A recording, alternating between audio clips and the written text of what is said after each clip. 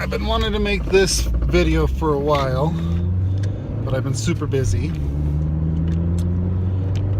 And so a lot of people have been trying to understand Donald Trump. I've heard Donald Trump phenomenon quite a bit. A lot of people think, well, gee, I was just trying to understand this. And I'm going to have my shot at it. All the people I hear that support Donald Trump, I hear this a lot. I hear people say, you know, there's a lot about Donald Trump I don't like, but, and then they give the reason why they're voting for him. And I don't see that a lot, especially in a primary election. People turn on candidates for pretty petty things in a primary. But Bernie Sanders is a good example. You know, Bernie Sanders supporters are like, oh, if Bernie Sanders is elected, it'll be all sunshine and rainbows and unicorns will poop ice cream right into my ice cream cone. It'll be perfect. And it's never perfect. There's no such thing as perfect. So I think that's what gives Donald Trump something of kind of a credibility, is he's not the I'll do everything on your wish list kind of candidate. But he does stand for core things, or people's core desires.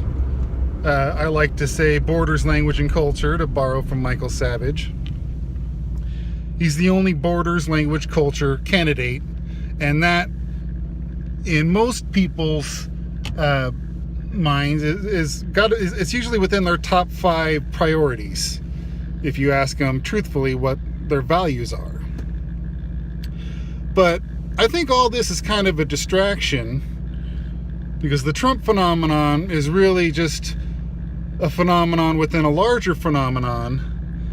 And so naturally the media has you focus on the little thing instead of the big picture, which is, this is a populist movement started pretty much by Ron Paul.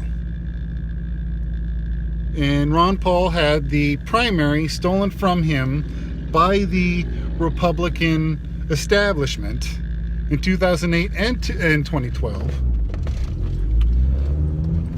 And I was there, I saw it happen.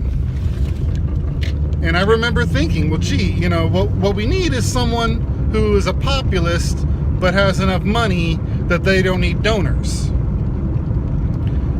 And even when Donald Trump announced he was running, I just assumed, oh, this guy's just an elitist. But I think what most people think, even if there's just a 1% chance that he's not an elitist, he's worth going for. Because everyone else we know for a fact is part of the establishment. Every last one of them. And there's only just a tiny chance that maybe Donald Trump isn't. And in my opinion, if Donald Trump is one of the elite, and this is just an elaborate con job, well, then we are screwed. But we can't make it about the president. We need to acknowledge the movement itself and what it represents. And people are waking up to the scam.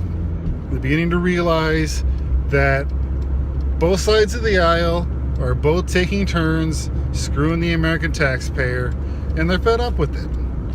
So as long as people hold on to that part of it, then the election doesn't matter.